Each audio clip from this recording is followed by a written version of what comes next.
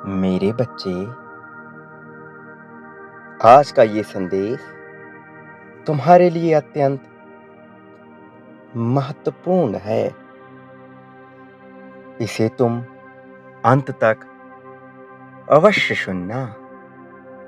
मेरे प्रिय, तुम जिस ज्ञान, रचनात्मकता, खुशी और सुरक्षा की तलाश कर रहे हो, वो इस जगत में कहीं और नहीं है, तुम्हारे ही भीतर है।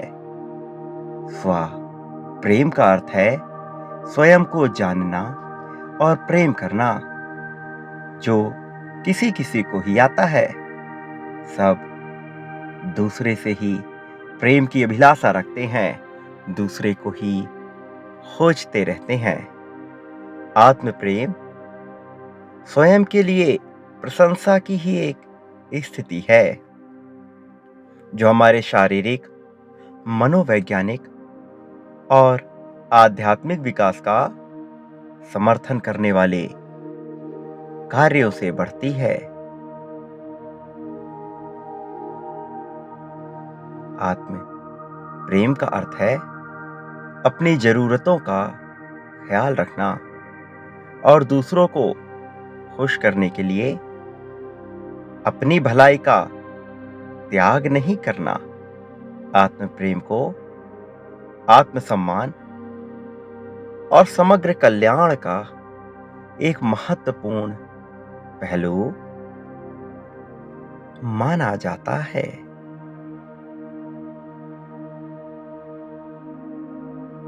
आत्म प्रेम का अभ्यास मनुष्य की खुशी में वृद्धि, जीवन के साथ अधिक संतुष्टि और अधिक लचीलेपन से जुड़ा हुआ है।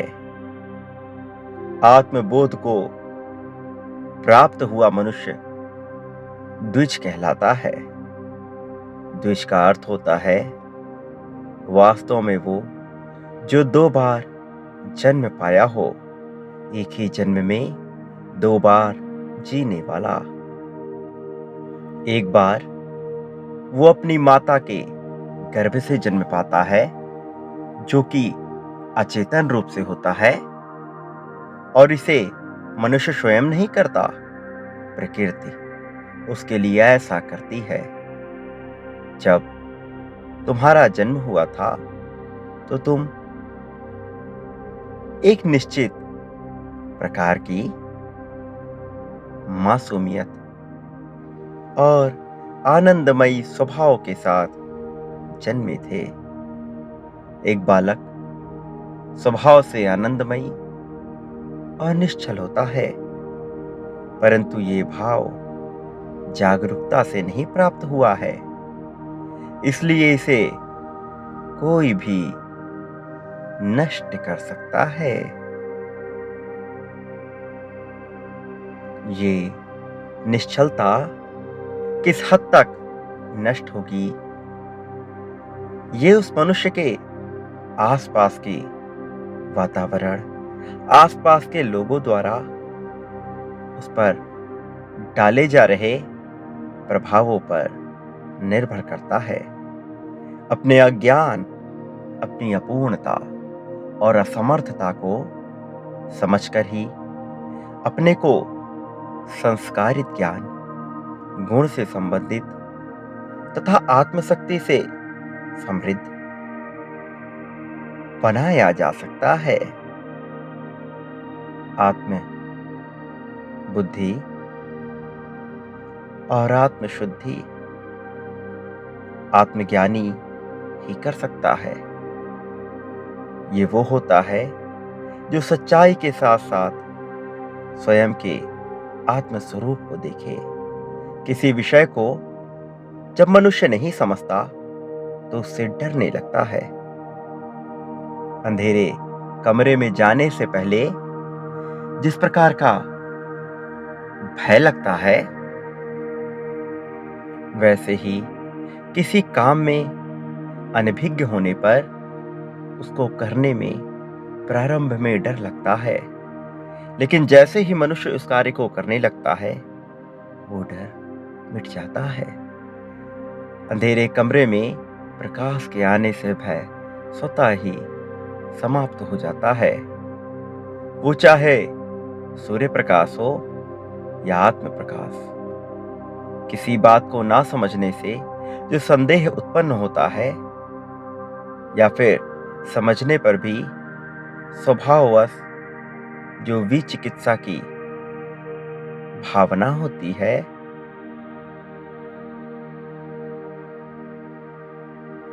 उससे भय तुरंत ही उत्पन्न होता है।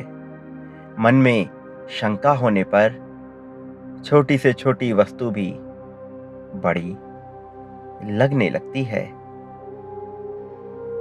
संदेह से भ्रम और भ्रम से निराशा उत्पन्न होती है।